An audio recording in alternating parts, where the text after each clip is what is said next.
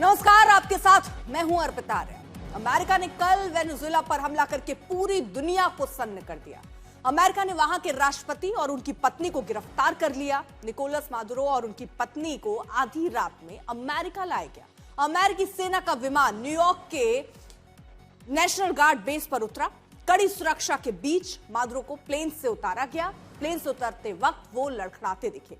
Trump इस अभियान को बड़ी जीत बता रहे हैं। अब अमेरिका में मादुरो पर मुकदमा चलाने की तैयारी है। इस बीच उपराष्ट्रपति को वेनेजुएला की कमान सौंपी गई है।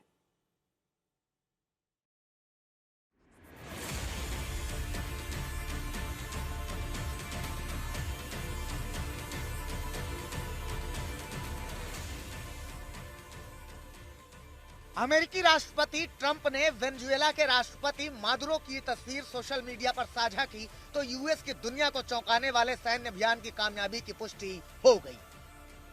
इस तस्वीर में मादुरो अमेरिकी सैनिकों से घिरे नजर आ रहे थे। उनकी आंखों पर पट्टी थी और हाथों में बेड़ियां, यानी अपने दुश्मन को जिस अंजाम तक पहुंचाने का दावा ट्रंप कई दिनों से कर रहे थे वो उसे हासिल कर चुके थे। लेकिन सवाल ये उठ रहे हैं कि आखिर मादुरो इतनी आसानी से कैसे अमेरिकी सैनिकों के कब्जे में आ गए? कैसे अमेरिकी सैनिक उन्हें घसीटते हुए कमरे से बाहर लेकर आए और गिरफ्तार कर लिया? जानकारी के मुताबिक मादुरो जिस जगह पे थे वो किसी सुरक्षित किले की तरह था। उस जगह पर एक खास सेफ रूम भी था जिसकी दीवारें पूरी तरह से स्टील की थी। मादुरो उस कमरे में घुसने की कोशिश कर रहे थे, लेकिन अमेरिकी सैनिक इतनी तेजी से अंदर पहुंचे कि वो दरवाजा बंद ही नहीं कर पाए। Late last night and early today, at my direction, the United States Armed Forces conducted an extraordinary military operation in the capital of Venezuela. Overwhelming American military power, air, land, and sea, was used to launch a spectacular assault. And it was an assault like people have not seen since World War II. It was a force against a heavily fortified military fortress in the heart of Caracas to bring outlaw dictator Nicolas Maduro to justice. This was one of the most stunning, effective, and powerful displays of American military might and competence in American history. अमेरिकी सेना का बेहद dark और घातक mission था ये। अमेरिकी सेना के पास ब्लोटार्च भी थे जिससे सबसे सुरक्षित दरवाजे के कमरों को भी काटा जा सकता था। ये मिशन बता रहा है कि अमेरिकी सेना की तैयारी कितनी पुख्ता थी। अमेरिकी सेना ने सिर्फ 30 मिनट के अंदर काराकास में 7 बड़े विस्फोट करके निकोलस मादुरो को गिरफ्तार कर लिया। पूरे ऑपरेशन का प्लान बेहद पुख्ता था। अमेरिकी सेना को यह तक पता था कि मादुरो क्या खाते हैं, कहां रहते हैं, उनके पालतू जानवर कौन से हैं और वो कैसे कपड़े पहनते हैं। यहां तक कि मादुरो के घर जैसा नकली भवन बनाकर अभ्यास किया गया ताकि किसी भी सूरत में मादुरो गिरफ्त में आने से बच न सके। अब निकोलस मादुरो और उनकी पत्नी सीरिया को आधी रात में अमेरिका लाया गया। अमेरिकी सेना का विमान न्यूयॉर्क के Stuart air national guard base पर उतरा। कड़ी सुरक्षा के बीच मादुरो को प्लेन से उतारा गया। प्लेन से उतरते वक्त वो लंगड़ाते हुए दिखे। ट्रंप इस अभियान को बड़ी जीत बता रहे हैं। अब अमेरिका में मादुरो पर मुकदमा चलाने की तैयारी है। इस बीच उपराष्ट्रपति रोड्रिग्स को वेनेजुएला की कमान सौंपी गई है। अब मादुरो को डिटेंशन सेंटर में जेल में रखा जाएगा। अमेरिका में मादुरो पर केस चलेगा। चीन में मादुरो की रिहाई की मांग की है। अब पूरी दुनिया की नजर ट्रंप पर है कि उनका अगला कदम क्या होगा। आज तक ब्यूरो। तो आपने देखा कि कैसे वेनेजुएला के राष्ट्रपति इस वक्त अमेरिकी कब्जे में है। अब आपको बड़ी स्क्रीन पर जरा दिखाते हैं कि वेनेजुएला को लेकर अब तक 10 बड़ी खबर और अपडेट क्या है। पहली बड़ी खबर, काराकास से न्यूयॉर्क लाए गए राष्ट्रपति मादुरो। जिस तरह की तस्वीरें भी हमने आपको दिखाई, हाथों में हथकड़ी थी। न्यूयॉर्क के डिटेंशन सेंटर जेल में अब उनको बंधक बनाकर रखा जाएगा। अब ये पूरी तैयारी पहले से ही हो गई थी। अमेरिकी अदालत में अब उन पर दरअसल केस चलेगा। जिस तरह से अमेरिका लगातार उनको और उनकी सरकार को घेरते रहे हैं। उपराष्ट्रपति रोड्रिग्स को वेनेजुएला की कमान सौंप दी गई है। यूएस के हमले में वेनेजुएला में 40 लोगों की मौत की खबर भी अभी तक सामने आ रही है। वेनेजुएला के घटनाक्रम पर भारत ने चिंता जताई है। पूरा अगर आप विश्व देखें तो दो खेमे में बढ़ता हुआ नजर आ रहा है। कुछ इस कदम की निंदा कर रहे हैं तो उसके साथ खड़े हैं। शांति और संवाद से समाधान के पक्ष में भारत है। भारत हर वक्त, चाहे वो कोई भी केस हो, रशिया और यूक्रेन का मामला हो, उसमें भी हमेशा कहता रहा कि बातचीत ही रास्ता होना चाहिए। वॉशिंगटन में ट्रंप के एक्शन का विरोध किया है। वॉशिंगटन में ट्रंप के एक्शन का अलग अलग जगहों पर विरोध देखा गया। ब्रिटेन, फ्रांस, इजराइल का यूएस को समर्थन मिला है, लेकिन रूस, चीन, उत्तर कोरिया इसके विरोध में खड़े होते हुए नजर आ रहे हैं। यानी दो खेमे में पूरा विश्व जो है वो बंटा हुआ नजर आ रहा है। प्रणय उपाध्याय हमारे साथ, हमारे सहयोगी इस वक्त और जानकारी के साथ जुड़ चुके हैं। प्रणय, दो खेमे में हम देख रहे हैं ये पूरा विश्व जो है वो बंटा हुआ नजर आ रहा है, लेकिन ये बहुत चौंकाने वाला एक्शन अमेरिका का रहा, जिसमें अभी हम अपनी रिपोर्ट में देख रहे थे कि किस तरह से वो अपने आप को रखते थे, लेकिन सैनिक इतने एक्शन में पहुंचे, वहां छुप नहीं पाए। अब दरअसल होगा क्या? अब बड़ा सवाल ये, अब होगा क्या आगे? देखिए अर्पिता, आगे होगा क्या इसका काफी हद तक खाका खुद अमेरिकी राष्ट्रपति डोनाल्ड ट्रंप ने अब से करीब 24 घंटे पहले जो उन्होंने प्रेस कॉन्फ्रेंस की उसके अंदर साफ कर दिया था कि अमेरिका चलाएगा वेनेजुएला। किस तरीके से चलाएगा कि वहां पर जो डॉल्सी रॉड्रिग्स, जो कि निकोलस मदुरो की ही कार्यकाल में उनकी उपराष्ट्रपति थी, उनकी करीबी सहयोगी थी, एक तरीके से पाला बदल चुकी हैं। अब आधा घंटे से ज्यादा उनकी मार्को रूबियो से कल ही बातचीत हुई है और अमेरिका के निर्देशन के अंदर वो इस समय वेनेजुएला की कमान संभाले हुए हैं। अभी इस समय चिंता यह है कि वेनेजुएला के अंदर कहीं जनता का गुस्सा सड़कों पर ना फूट पड़े, इसलिए वहां पर जबरदस्त तैनाती है, सेना की है, पुलिस की है। हालात को नियंत्रित रखने के लिए पूरी कोशिश और कवायद चल रही है। साथ ही एक हाई लेवल कमेटी बनाई गई है। किसकी कमेटी? जिसके अंदर अमेरिका के विदेश मंत्री हैं, अमेरिका के रक्षा मंत्री पीट हेगसेथ हैं इसके अंदर, और खुद अमेरिकी राष्ट्रपति डोनाल्ड ट्रंप इसकी निगरानी करेंगे और अमेरिकी देखरेख के अंदर वेनेजुएला को चलाया जाएगा। ये तो हुआ अमेरिका का प्लान। अब दुनिया क्या करेगी? यूएन के अंदर बैठक बुलाई गई है। जाहिर तौर पर इससे पहले भी जितने भी प्रस्ताव आए हैं, अमेरिका के पास में वीटो अधिकार है। संयुक्त राष्ट्र सुरक्षा परिषद के अंदर भी अगर इसके ऊपर प्रस्ताव आता है चीन और रूस की तरफ से, तो अमेरिका उसको वीटो कर सकता है। साथ ही फ्रांस और यूके जैसे जो देश हैं जो कि सुरक्षा परिषद के सदस्य भी हैं, वो अमेरिका के लिए, अमेरिका की कार्रवाई का समर्थन जता चुके हैं। इसलिए अमेरिका को बहुत ज्यादा इसकी फिक्र नहीं है। और जहां तक यूएन का या किसी और संस्था का सवाल है, मुझे नहीं लगता कि राष्ट्रपति डोनाल्ड ट्रंप उसकी बहुत ज्यादा कुछ परवाह करते हैं कि दुनिया क्या कहती है, क्योंकि उनके सामने ये स्पष्ट है कि वो क्या करना चाहते हैं। और एक आखिर में मैं आपको बताऊं कि अगर आप भी वक्त मिले तो देखिएगा डोनाल्ड ट्रंप का सोशल मीडिया फीड 2019 और 20 से लेके वो लगातार निकोलस मदुरो को लेकर क्या कहते रहे हैं। तो एक तरीके से उनका खाका स्पष्ट था कि जब भी सत्ता में आएंगे निकोलस मदुरो को हटाने से कम उन्हें कुछ भी मंजूर नहीं है, और उसके प्लान पे उन्होंने एग्जीक्यूशन सितंबर 2025 में शुरू कर दिया था। अब जो कुछ हुआ है वो केवल उसका एक कल्मिनेशन है। पहली बार नहीं हुआ है। पनामा के केस में आज से करीब 35 साल पहले भी ऐसा ही हुआ था। एक राष्ट्रपति को वहां से हटाया गया और उसका ट्रायल किया गया।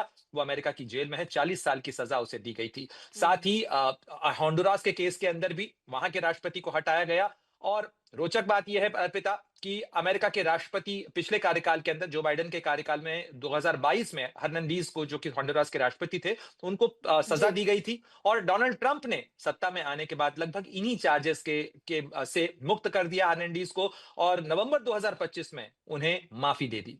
ठीक है, बहुत बहुत शुक्रिया आपका तमाम जानकारी के लिए। देखिए, अमेरिका के इस पूरे एक्शन के पीछे क्या ट्रंप का तेल भंडारों पर कब्जे का खेल है? हम इसे जरा बड़ी स्क्रीन पर आपको दिखाने की कोशिश करते हैं कि लैटिन और दक्षिण अमेरिकी देशों में कहां-कहां तेल का कितना भंडार है। और सबसे बड़ा सवाल फिर वही है कि क्या ट्रंप की नजर इन्हीं तेल भंडारों पर है? क्योंकि अगर आप देखिए, हम लाइन से आपको दिखा रहे, ब्राजील, इक्वाडोर, मैक्सिको, कोलंबिया और वेनेजुएला।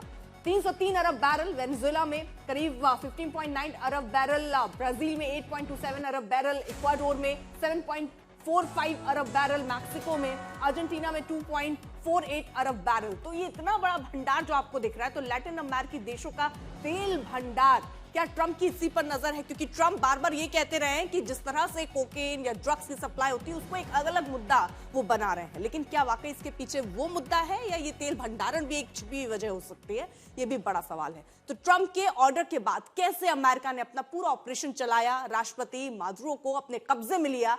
खबर यह है कि अमेरिका की ये तैयारी एक दिन की नहीं है, जैसा प्रणय भी बता रहे थे, बल्कि पिछले कई दिनों पहले से वेनेजुएला पर हमले का फैसला किया जा चुका था। सितंबर से तैयारी चल रही थी। ट्रंप ने कहा कि अब वेनेजुएला पर अमेरिका का नियंत्रण है और मादुरो पर अमेरिकी अदालत में ही अब केस चलेगा।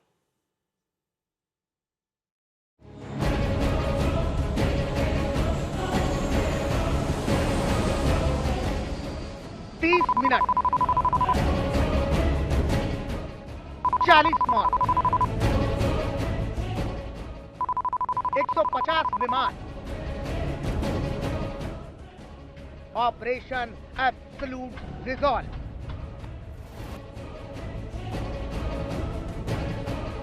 हाथ बंधे हुए, हर तरफ से अमेरिकी सुरक्षा अधिकारियों से घिरे हुए और खुद को सामान्य दिखाने की कोशिश करते वेनेजुएला के पूर्व राष्ट्रपति मादुरो इतने सामान्य कि अमेरिकी सुरक्षा बलों को हैप्पी न्यू ईयर कहते हुए आगे बढ़ते जा रहे हैं।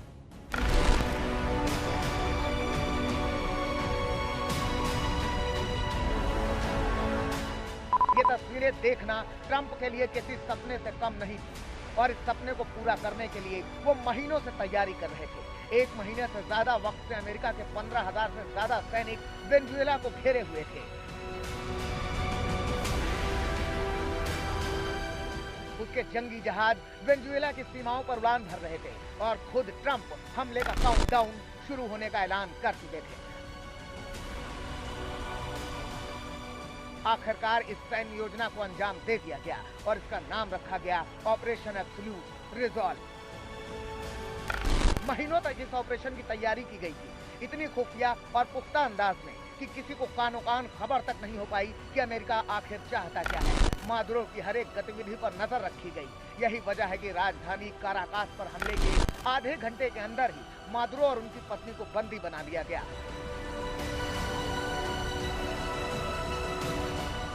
और दोनों को कैरिबियन सागर में खड़े अमेरिकी युद्धपोत के लिए उड़ान कर ली गई।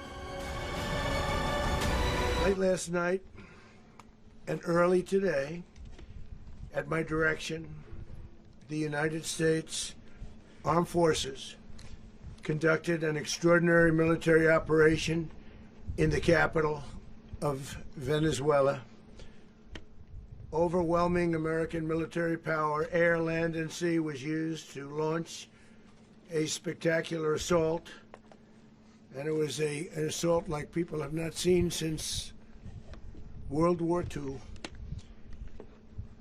It was a force against a heavily fortified military fortress in the heart of Caracas to bring outlaw dictator Nicolas Maduro to justice.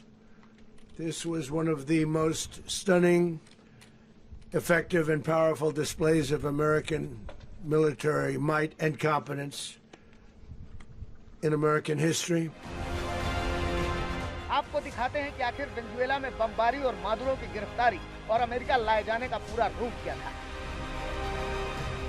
Venezuela की राजधानी काराकास में मादुरो को यूएस आर्मी ने पकड़ा, फिर उन्हें कैरिबियाई इलाके में यूएस शिप पर लाया गया, ग्वांतानामो में आर्मी बेस पर लाया गया और फिर अमेरिकी सैनिक मादुरो को लेकर न्यूयॉर्क पहुंचे। ये सब इतनी तेजी से हुआ कि वेनेजुएला के सबसे ताकतवर शख्स को बचाव के लिए बनाए गए सुरक्षित स्थान तक पहुंचने का मौका तक नहीं मिल सका। महीनों तक कई बार की गई हमले की प्रैक्टिस की वजह से ही अमेरिका के सारे सैनिक सुरक्षित निकल गए, जबकि वेनेजुएला को अपने 40 लोगों को खोना पड़ा।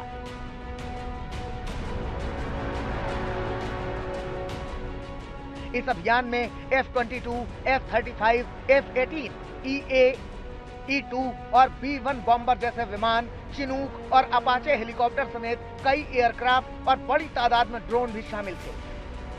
अमेरिका की एयरफोर्स, आर्मी, नेवी के अलावा खुफिया एजेंसियों और सैटेलाइट नेटवर्क की मदद से ऐसा जाल बुना गया कि हमले के कुछ मिनट के अंदर ही वेनेजुएला के राष्ट्रपति उनके कब्जे में थे। मादुरो को फिलहाल हथकड़ी लगाकर न्यूयॉर्क ले जाया गया है, जहां उन पर मुकदमा चलाया जाएगा। No nation in the world could achieve what America achieved yesterday, or frankly in just a short period of time.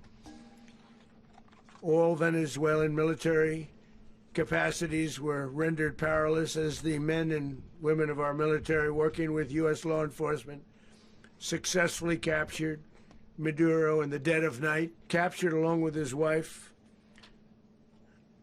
Celia Flores, both of whom now face American justice. उधर उपराष्ट्रपति रोड्रिगेज को वेनेजुएला की कमान सौंप दी गई है। हालांकि Trump ने हुंकार भरी है कि वेनेजुएला हमारे कब्जे में है और देखरेख के लिए हमने टीम बना दी है।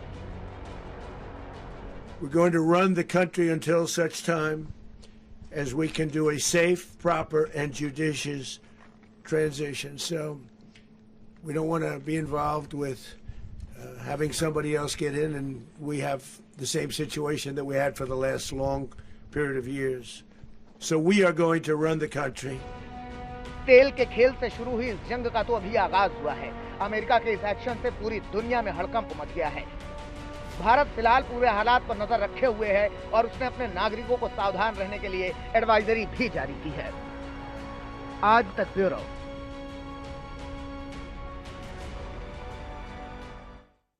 अब जरा हम आपको बड़ी स्क्रीन पर दिखाते हैं कि अमेरिका ने वेनेजुएला में कहां-कहां बम बरसाए और किन-किन इलाकों को दरअसल निशाना बनाया है। ये बड़ी स्क्रीन के जरिए हम जरा आपको समझा रहे हैं और दिखा रहे हैं। देखिए, ला कार्लोटा एयरबेस जहां पर निशाना बनाया गया, अमेरिकी हमला कहां का हुआ, फिरेटियाना सैन्य बेस जहां पर यह हमला हुआ, एंटिनास एल वोल्कान जहां पर ये देखिए ये पोर्ट ला गोएरा जो एरिया पड़ता है वहां पर भी अमेरिकी हमला हुआ, हुंगिरोटे एयरपोर्ट वहां पर भी अमेरिकी हमला हुआ है।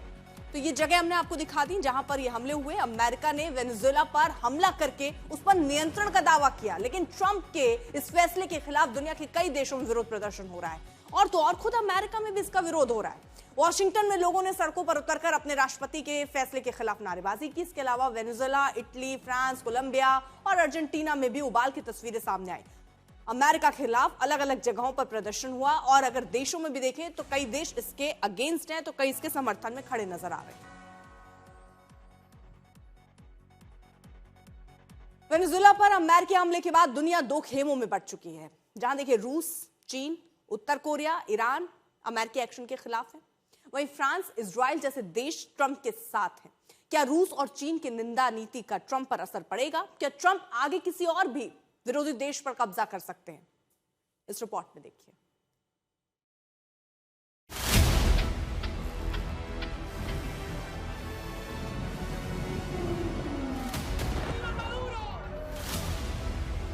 वेनेजुएला हमले के बाद कौन है अमेरिका के साथ, कौन खिलाफ? फिर दो खेमों में बंटने लगी दुनिया। इस बार तेल का खेल कराएगा वर्ल्ड वॉर। वेनेजुएला पर अमेरिकी हमलों के बाद से पूरी दुनिया में हड़कंप मचा हुआ है। कहीं अमेरिका के इस हमले के समर्थन में रैली निकाली जा रही है,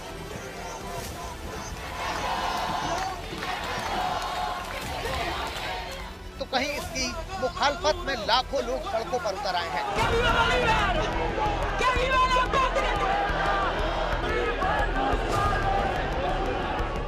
लेकिन सबसे तल्ख आवाजें आ रही हैं वेनेजुएला के उन दोस्तों की तरफ से जो तेल से लेकर सेना तक के मामले में वेनेजुएला की ताकत बढ़ाते रहे हैं।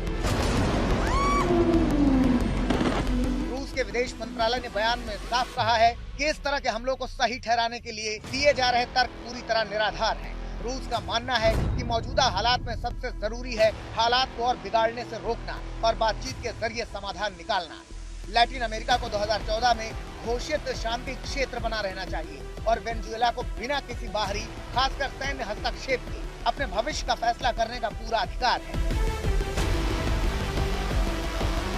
रूस ने तो संयुक्त राष्ट्र से फौरन दखलंदाजी करने की गुजारिश भी की है और सुरक्षा समिति की बैठक बुलाने की मांग भी कर डाली है। अमेरिका के इस कदम से चीन भी बुरी तरह चिढ़ गया है। चीनी विदेश मंत्रालय ने बीजिंग में कहा कि चीन इस कार्रवाई से गहरी चिंता में है और किसी संप्रभु देश के राष्ट्रपति के खिलाफ बल प्रयोग का कड़ा विरोध करता है। अमेरिका की ये कार्रवाई न सिर्फ वेनेजुएला की संप्रभुता का उल्लंघन है, बल्कि इससे पूरे लैटिन और अमेरिका और कैरेबियाई क्षेत्र में शांति और सुरक्षा को गंभीर खतरा पैदा हो गया है। अमेरिका अंतर्राष्ट्रीय कानून का पालन करे और अन्य देशों की सुरक्षा और संप्रभुता का उल्लंघन बंद करे।